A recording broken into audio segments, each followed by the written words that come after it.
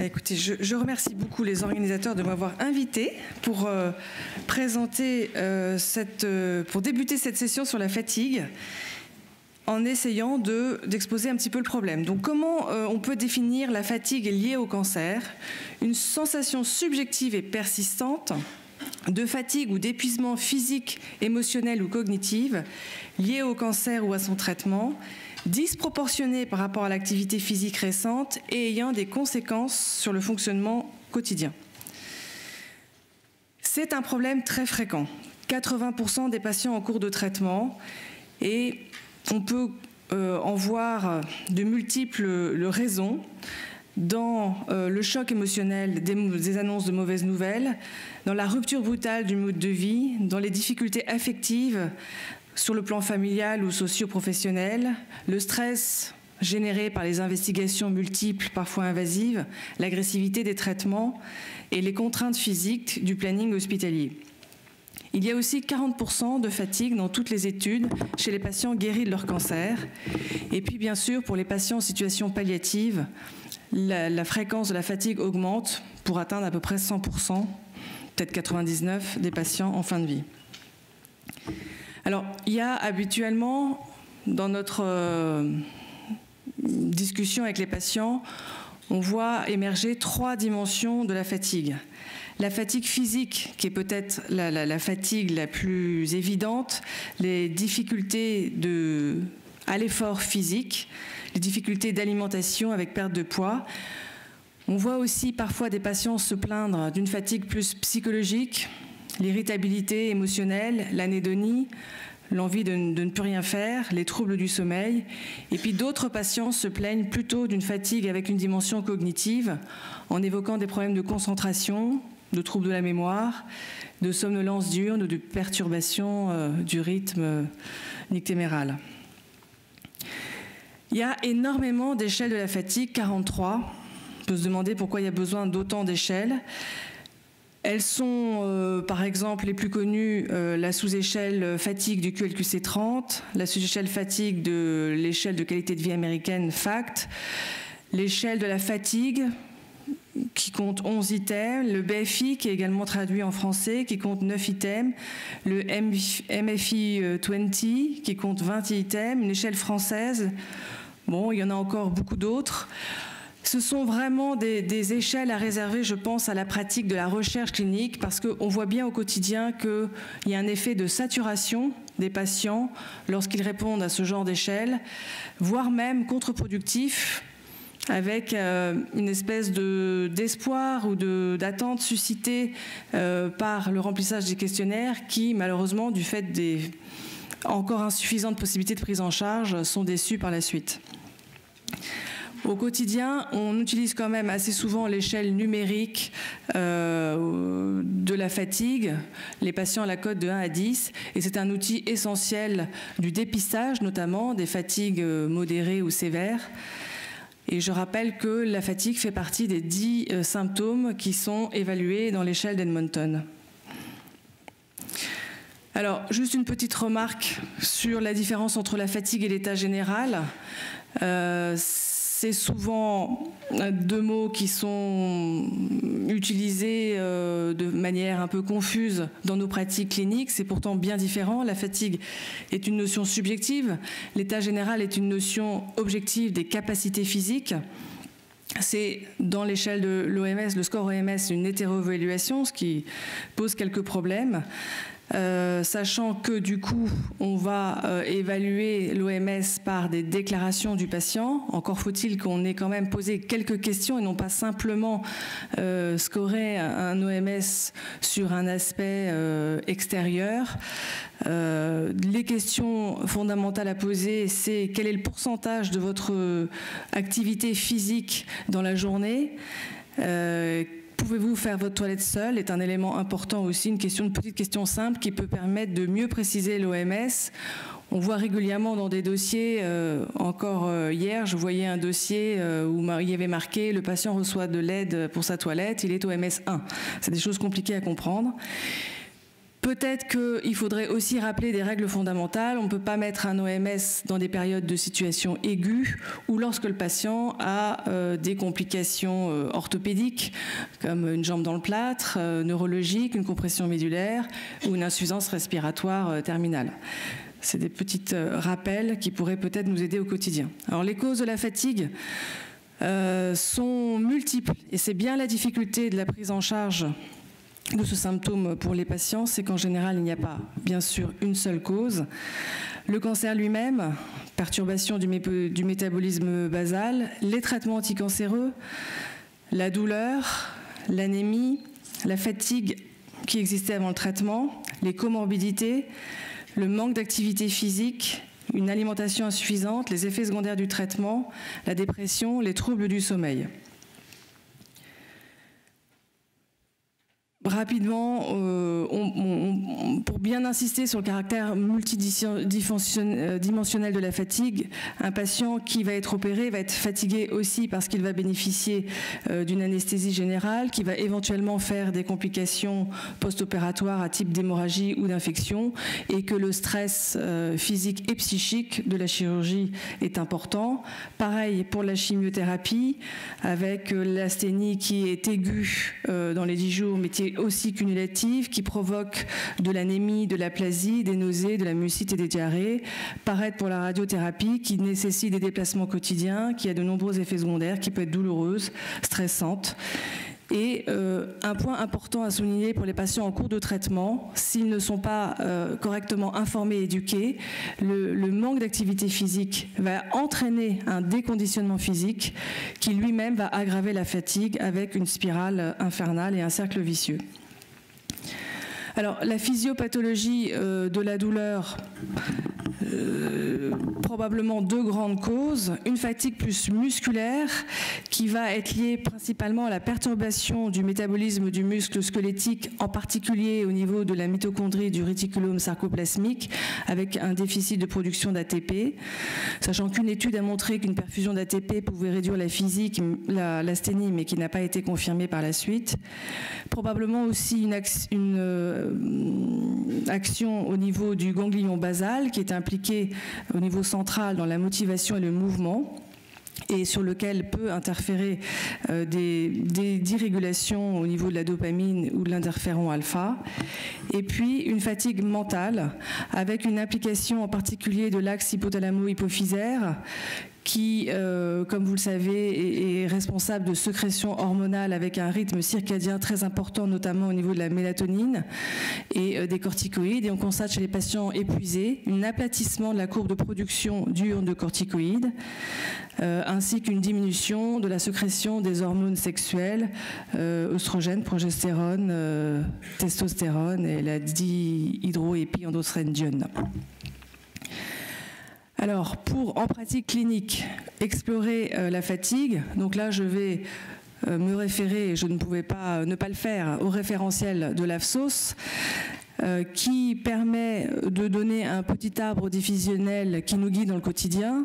Si on ne retrouve pas, d'après l'examen clinique standard, des causes évidentes de fatigue, comme la dénutrition, la dépression, la douleur, les comorbidités, il est préconisé en deuxième intention de réaliser un bilan biologique un peu plus poussé, comprenant le dosage du cortisol, de l'albumine, de la TSH, du magnésium, de la vitamine D, CPK et bilan hépatique, ainsi que radio pulmonaire, échographie abdominale, échographie cardiaque, qui peut amener à découvrir des causes non évidentes cliniquement de fatigue.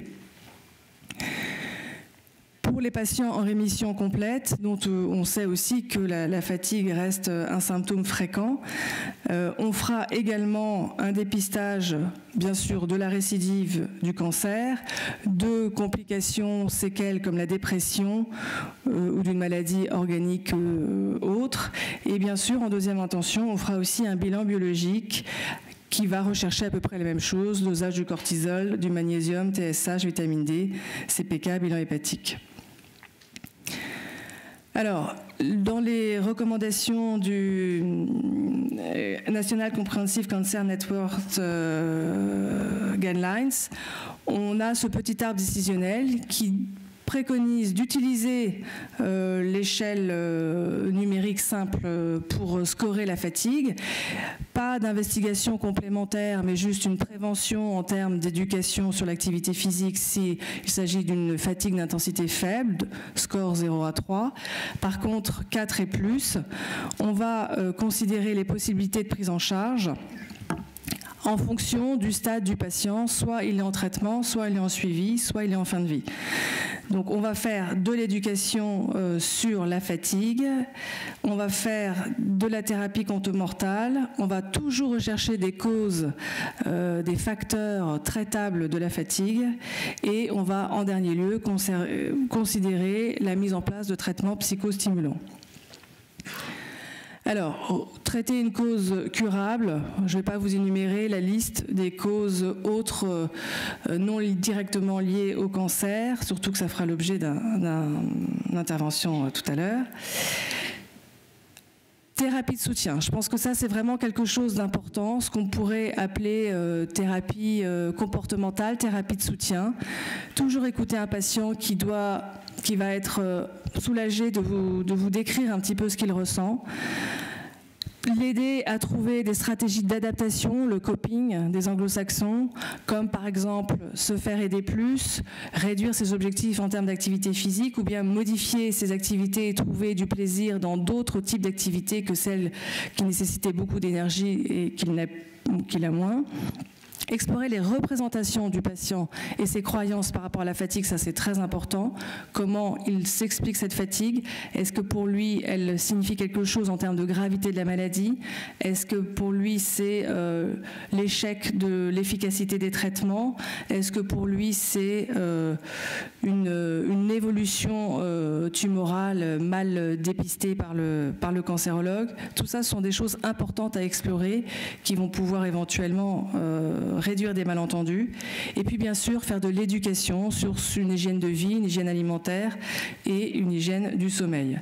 Bien sûr, tout ça, c'est aussi dans le suivi, c'est pas one shot, c'est au contraire des réévaluations régulières pour toujours réencourager le patient et lui redélivrer les conseils dont il a besoin. Et c'est d'ailleurs, à mon avis, par ce type de prise en charge que les études que je vous ai ici regroupées sont les études qui montrent l'impact des interventions de soutien pour améliorer la qualité de vie des patients. Donc la dernière, celle de Zimmerman, dont vous avez entendu parler, publiée cette année dans Lancet. Les précédentes, celle de Bakitas dans le JAMA en 2009, Rumans, Moore. À chaque fois, les interventions essentiellement étaient des consultations infirmières ou parfois des interventions multiprofessionnelle avec non seulement une infirmière mais aussi psychologue et assistante sociale, et il y avait une espèce de coaching, voire véritablement un travail d'éducation thérapeutique dans le projet Enable 2 répété, et c'est vraiment ces interventions qui apportent une efficacité démontrée sur les échelles de qualité de vie et sûrement par le biais de l'amélioration de la fatigue entre autres. Alors, dans la prise en charge thérapeutique, pour faire les différentes possibilités, surtout l'activité physique, on différencie activité physique, qui est l'activité physique normale, de l'activité physique adaptée, qui est vraiment la remise en condition de patients qui avaient une condition physique altérée. Il est recommandé de faire au moins 3 ou 5 séances par semaine de 20 à 60 minutes. C'est démontré qu'il y a une amélioration de la fatigue et de la qualité de vie et aussi de la survie seulement pour les patientes en rémission complète, avec en particulier cette étude qui montre un gain sur la mortalité à 10 ans pour des patientes guéries d'un cancer du sein d'environ 8%. Lorsqu'elles bénéficiaient d'un programme et d'activité physique adaptée et de régime riche en fruits et légumes. Par exemple, à l'Institut Curie, pour faire un petit peu de promotion, nous avons mis un programme active en place pour les patientes en rémission complète, qui comprend des ateliers d'éducation thérapeutique et sur l'hygiène alimentaire et sur l'activité physique, qui dure environ 2 mois. Alors, parmi les autres possibilités, que dire des approches complémentaires ? Peu d'essais de méthodologie rigoureuse, peu de preuves. Le ginseng américain, mais l'essai de Barton est un petit peu discuté sur le plan méthodologique. L'acupuncture, mais on a des essais qui, notamment celui de Molassiotis dans le JCO 2012, mais avec un effet placebo possible qui n'est pas formellement éliminé. Et au niveau du yoga, un bénéfice aussi publié, mais probablement, en tout cas, encore très faible comme gain effectif sur la fatigue et la qualité de vie. Les médicaments psychostimulants ont suscité beaucoup d'espoir, mais au jour d'aujourd'hui restent encore non formellement démontrés. Le modafinil en particulier, avec cette dernière étude de Spatis dans le JCO en juin, sur 208 patients atteints de cancer bronchique non à petites cellules, la randomisation en double aveugle avec du modafinil 100 mg pendant 14 jours, puis 200 mg les 14 derniers jours jusqu'à 28 jours, montre une augmentation significative de la qualité de vie sur l'échelle fatigue, facite, mais dans les deux bras, avec un effet placebo. Pareil pour le méthylphénidate, alors que la Cochrane Review de Minton semblait indiquer un effet probable de ce médicament, la dernière étude de Bruyera dans le JCO en 2013 ne l'a pas confirmé. 141 patients qui avaient été atteints de cancers variés et randomisation toujours en double aveugle contre placebo. Méthylphénidate, alors peut-être des doses un peu trop faibles, augmentation par palier de 5 mg jusqu'à 20 mg au total. Et pas de différence significative à J15. Donc pour conclure, nécessité de poursuivre les essais thérapeutiques sur des nouveaux médicaments qui nous manquent encore cruellement dans la prise en charge de la fatigue, peut-être un espoir sur les thérapeutiques ciblées vu que probablement beaucoup de possibilités de ce côté-là, mais aussi, surtout, réfléchir à une modélisation de la prise en charge de la fatigue et de soins de support en général, modalité d'évaluation, modalité de lien avec l'hôpital, puisque ce problème doit aussi être pris en charge par les acteurs de soins de support et de soins palliatifs du domicile. Est-ce qu'il faut développer des consultations infirmières spécialisées dans le cadre, par exemple, d'une délégation d'actes tels que c'est possible maintenant depuis la loi HPST? Est-ce qu'il faut aussi développer les programmes d'éducation thérapeutique, puisqu'on voit que pas mal d'études sont en faveur de ce type de prise en charge pour améliorer la fatigue et la qualité de vie. Voilà.